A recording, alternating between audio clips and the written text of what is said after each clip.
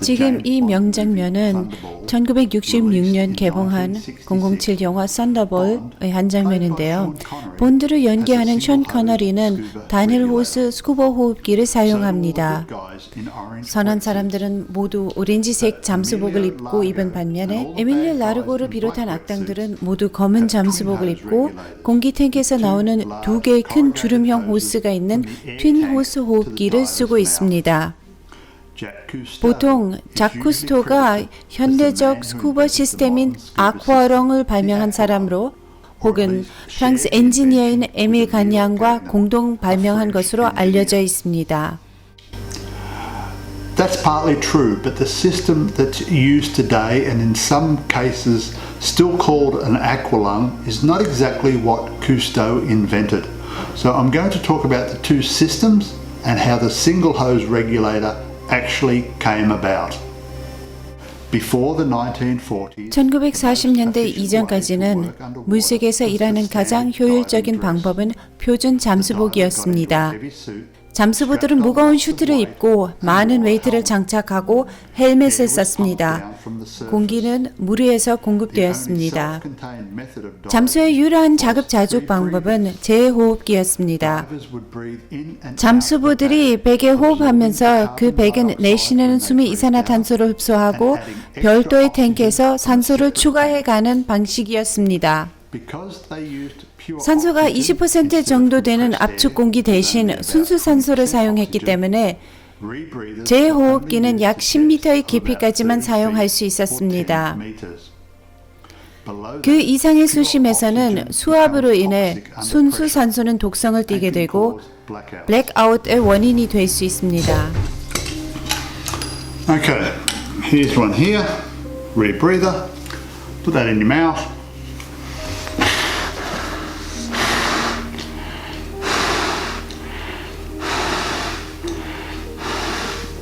Get some air in the bag so you're breathing in and out of the bag. Your breath goes out through the carbon dioxide absorbent and you trickle, this is your pure oxygen, trickle your oxygen in, and if you feel yourself getting a bit faint or blacking out, you give yourself an extra squirt of oxygen, goes into the bag and away you went. Little gauge down here, and you couldn't see that. You had a little mirror to look in the mirror to see how much oxygen you had left and how long before you were going to pass out. Rebreather. During World War II, 2차 세계대전 당시 잭 쿠스토와 그의 친구들은 정기적으로 스피어피싱과 다이빙하러 갔습니다. 어떻게 하면 물속에서 숨을 쉴 수 있나 고민했던 것입니다. 쿠스토는 해군 잠수부대에서 사용하는 재호흡기를 써봤습니다. 또한 압축 공기를 수동으로 방출하는 다른 프랑스 장치도 시도해봤지만 잠수하는 동안 제어가 어렵다고 느꼈습니다. Cousteau wanted some sort of regulator that would release air automatically from a tank of compressed air. 쿠스토의 장인은 프랑스의 산업용 가스 회사인 에아 리퀴드에서 일했습니다. 그에게 자동차용 압축 가스 조절기를 개발한 엔지니어 에밀 가냥을 소개했습니다. 가냥은 조절기 하나 압축 공기 탱크에 장착한 후 쿠스토에게 물속에서 시험해보라고 주었습니다. 처음에는 탱크에서 마우스피스로 가는 호스가 하나밖에 없었습니다. Cousteau found when he was swimming roughly horizontally, it worked fine. When he was swimming down and his mouth was down here and the regulator was up here, he had trouble drawing the air down from the regulator. And when he was swimming up, so the regulator was here, his mouth and head were up here, the air just free flowed out. And he couldn't control it. Think of it this 이렇게 way. 하면 이해가 될 겁니다. 한쪽 끝이 열린 작은 관 모양의 용기가 있다고 칩시다. 개구부가 아래쪽이면 공기가 갇힙니다. 물이 튜브 안쪽으로 밀리고 수압에 맞서 공기를 아래로 빨아들이는 것이 어렵습니다. 거의 수평이에요. 이 상태에선 공기를 호흡할 수 있습니다. 위쪽으로 소형하면 공기가 프리플로우로 빠져나갑니다. 쿠스토는 간양과 이 문제를 논의하고 간양이 해결책을 생각해냅니다. 그는 두 번째 호스를 추가했습니다. 여기에는 탱크에서 작은 챔버로 공기를 방출하는 호흡기가 있습니다. 작동 방식은 다이아프램이 밸브를 여는 것입니다. 그러니까 여기 작은 에어 챔버가 있고 주변의 물과 공기가 압력이 같습니다. 마우스핏에서 호스 하나가 연결되어 있습니다. 하지만 공기는 배기 밸브에서 바로 방출되고 있습니다. 해답은 무엇일까요? 두 번째 호스를 추가해서 배기부와 흡기부의 위치가 같도록 하는 것입니다. 그래서 원래 디자인에 두 개의 호스가 있었던 것입니다. 다이버는 어느 각도로 자세를 잡아도 호흡할 수 있었습니다. 흡입구와 배기구가 같은 깊이에 있었기 때문입니다. 전 세계에는 압축 공기를 제하는 많은 호흡기들이 있었지만 쿠스토어의 것이 수중에서 제대로 작동할 수 있었던 것은 서킷 호스의 원리 때문이었습니다. 간양과 쿠스토가 그것을 에어 리퀴드사에 보여줬을 때 회사에서는 바로 전 세계 특허를 등록했습니다. 해당 특허의 기반은 이미 많이 사용되는 호흡기 자체가 아니었습니다. 특허는 두 호스의 서킷이라는 점이 핵심이었습니다. 에어 리퀴드는 이것이 대박 상품이라는 것을 간파했던 것이죠. 그들은 라스피로 테크닉이라는 별도의 회사를 설립했습니다. 직역하자면 호흡 기술이랍니다. 그리고 그들은 그 장치를 스카판드레 오토노메라고 불렀는데 대략 자동 잠수복이라고 번역할 수 있습니다. 한편 쿠스토와 친구들은 난파선을 의미하는 에파브라는 영화를 만들어 칸 영화제에서 상영했습니다. 사람들은 잠수부들이 무거운 웨이트, 구리 헬멧, 수면에 연결된 호스 없이 물고기처럼 헤엄치는 것을 보고 놀랐습니다. 라스피로 테크닉은 그 시스템을 라이선화했고 전 세계에 팔기 시작했습니다. 미국의 한 유통업자는 스카판드레 오토노메가 무엇인지 아무도 모를 것이라고 생각했고 그래서 그는 그 장치의 이름을 아쿠아롱으로 바꾸었습니다. 그 이름이 자리 잡았고 라스피로 테크닉은 결국 스스로 그 이름을 채택했습니다. 자크 쿠스토는 베스트셀러인 침묵의 세계를 저술했고 인기 있는 다큐멘터리 영화를 만들기 시작했습니다. 1950년대 스쿠버 다이빙은 레저 스포츠로 자리 잡기 시작했습니다. Around the world, people were looking for ways to get around the patent, the Laspiro technique patent, which was all based on the fact that you had a circuit. But on the other side of the world, 당시 지구 반대편에서 한 젊은 다이빙 애호가가 그 사실을 파악했습니다. 1998년 당시 텟 엘드렛입니다. 그는 그 후 작고했지만 1998년 알드레드가 80세였을 때 저는 호주 멜버른의 외곽에 있는 그의 집에서 그를 인터뷰했습니다. 제2차 세계대전 직후 엘드레드는 다이빙과 스피어 낚시에 관심이 많았습니다. 그는 자신만의 호흡기를 발명했고 그는 그것을 포르포이즈라고 이름 지었습니다만 쿠스토처럼 제 호흡기가 위험하다고 생각했던 것입니다.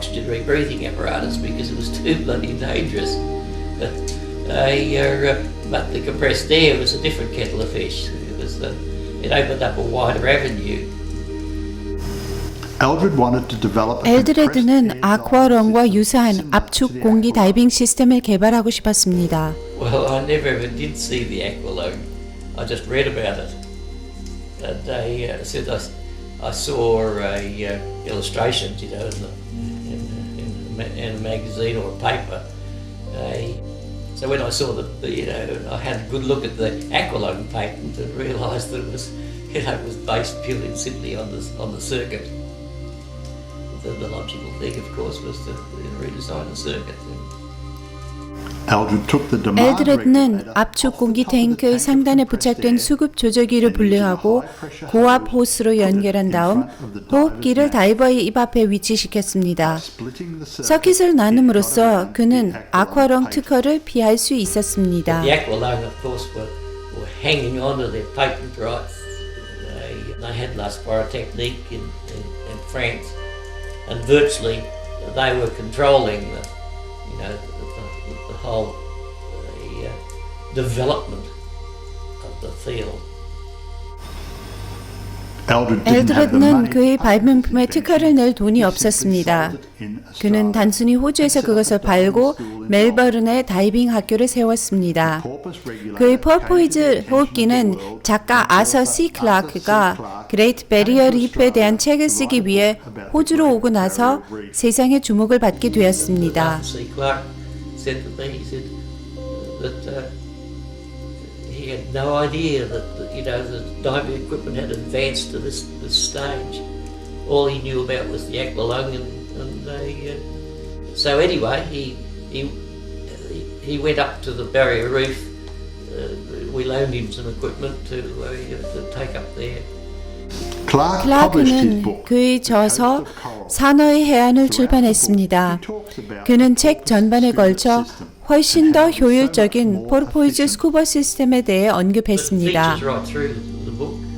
Of course, this opened the eyes of people all over the world. They suddenly saw the way to circumnavigate the Cousteau-Gagnon patent. As a result of the book, manufacturers around the world saw a way to get around the Cousteau-Gagnon patent.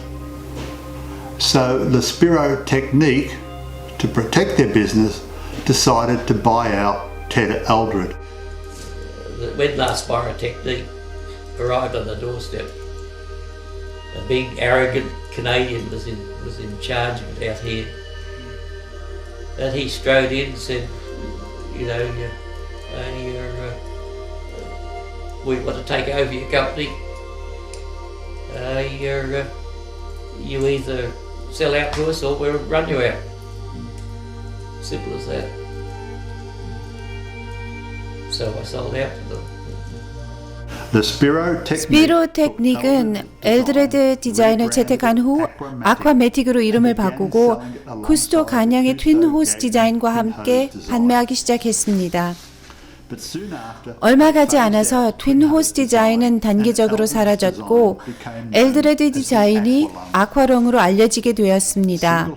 단일 호스 호흡기는 여러 면에서 우수했습니다. One of the things that Ted Eldred had done was to add a purge valve. So if water got into the regulator, simply press on it, open the valve, blow the water out. You couldn't do that when the regulator was on your back. Eldred had also designed a hooker system. 엘드레드는 또한 공기가 수면에서 공급되는 일종의 스누바 시스템을 설계했는데 고압 호스 하나가 잠수부와 연결되는 것이었습니다. 이는 표면에서 지속적인 공기 공급이 가능하다는 것을 의미합니다. 튠 호스로는 그렇게 할 수 없었던 것이기에 당시 상업 다이빙의 혁명을 일으켰던 것입니다. 신형 호흡기는 경량 헬멧에 내장될 수 있었습니다. 그러므로 테드 엘드레드의 발명은 레저 스쿠버 다이빙을 변화시켰고 상업 다이빙의 전환점이 되었습니다. 무엇보다 중요한 것은 제임스 본드가 썬더볼에서 악당들을 물리치는 데 도움을 주었다는 것입니다. 수면에서 바다 밑으로 더 깊이 잠수하기 위한 인류의 탐험의 완전한 역사를 알고 싶어 하시는 분들은 링크에 있는 The Frontier Below 한 권 구입해 보시기 바랍니다.